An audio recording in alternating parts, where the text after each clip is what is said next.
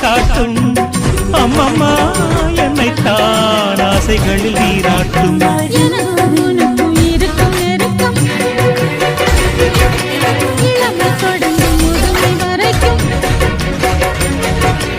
இரவும் பகலும் உறவை வளர்க்கும் இடையில் இருக்கும் தடையை தகர்க்கும்